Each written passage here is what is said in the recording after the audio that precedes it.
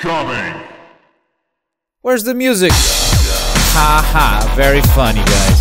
Welcome everyone to the upcoming video games of April 2015. I'm Globku from Magical Noob, bringing you the top releases for the month. And spoiler alert, April doesn't have a lot of games coming out, at least quantity-wise. But hey, all that matters is that quality, right? We'll begin with a couple of titles that don't have a set release date but are expected to come out sometime in April. Mighty No. 9 is our first one. It's the result of a very successful Kickstarter campaign, one of the most successful I've seen thus far, and it's being considered by many to be the spiritual successor to Mega Man. It does resemble that game a lot in both playstyle and character design. I can't wait to see what a modern Mega Man looks like. Our second uncertain release game is Sim, a 2D platformer with a unique art style that will have you shifting through dimensions between light and dark with a narrative that explores social anxiety. Out There used to be a mobile game released in February of last year, but now it's coming to the PC as the Omega Edition. It's a fine alternative to FTL, a roguelike space exploration game with a lot of choices on the way and resource management. A friend of the channel, Captain Shaq, already has made a first impressions video, so if you're interested in this particular title, go check him out at youtube.com/thexpgamers. Finding Teddy 2 comes out on the same day. It's a 2D action RPG where you play as this little girl. And there you go. You found Teddy. Game over. Roll the credits. Bring in the DLC. Shudder is our horror title of the month. Yup, it doesn't look great, I know. I told you guys there weren't a lot of releases this month. You play as this drone camera. The game says it's inspired by old school horror games like Resident Evil. From this trailer, it's kinda hard to see that, but oh well. Don't know if you've noticed, but we're still on April 2nd. Most of the releases this month seem to happen on this day. And this time we have War for the Overworld. It's an RPG/strategy game where you build your own dungeon with minions and traps meant to kill adventuring heroes. It's heavily inspired in Dungeon Keep, StarCraft, Overlord, and other titles. It's another result of a successful Kickstarter campaign, and it will have online multiplayer, so that could be interesting. Dark Souls 2 gets a re-release in the form of Scholar of the First Sin. This version of the game will include all the DLC released so far, enhanced graphics, new enemy and item placements, and perhaps the most interesting about this version is the increased number of players in a single multiplayer session. Finally, moving away from April 2nd, we arrive at the Caveman era with Fire. It's a puzzle adventure game where you play as Unk. It's got a cute style, and I've heard that adventure games are cool again, so there you go. Dead Synchronicity, Tomorrow Comes Today, is another adventure game. This one's tone is much darker and a lot more serious. It takes place in a sci-fi world and involves time traveling.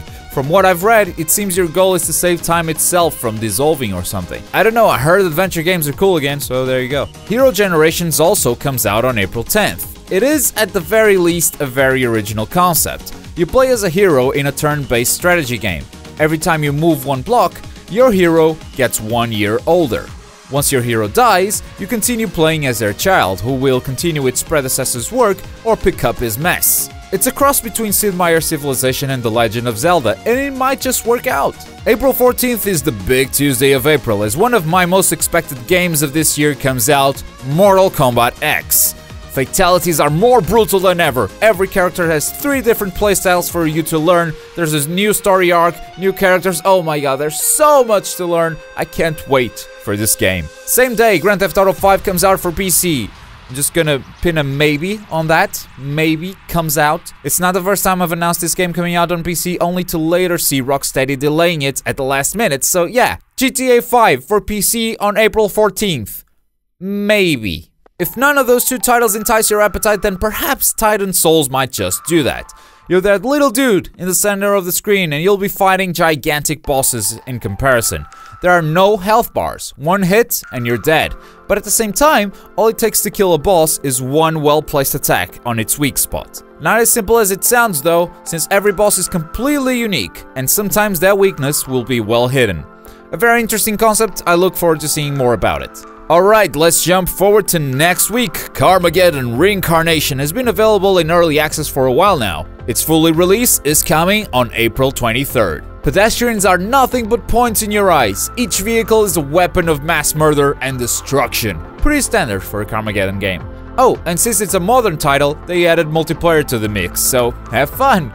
A game about a dragon is a game about a dragon. yeah, the title pretty much explains itself. The game is fully hand-drawn, every pixel on the screen kinda looks like a child's drawing, and it's a 2D action platformer. Believe it or not, there's another Dungeon Keeper game coming out this month.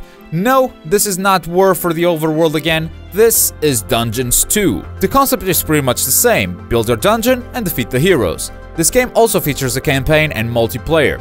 Which of the two games will win? I don't really care, to be honest. The Perils of Man came out precisely 1 year ago for Mac and is now making its way to the PC. You play as this teenage girl who somehow figures out how the universe works while searching for her father. It's another adventure game and I heard those are cool again, so there you go. Our next title is Omega Quintet. It's a mix of a JRPG and an idol simulation game, whatever that means. You play as the manager of a Japanese idol group and use the power of song and dance to save the world. Good job, Sony, that's a great PlayStation 4 exclusive you nailed there. Broken Age Act 2 comes out on April 28th. We've been waiting for over a year since Act 1 came out. It's the Tim Schafer adventure game, his return to the genre since Grim Fandango in 1998.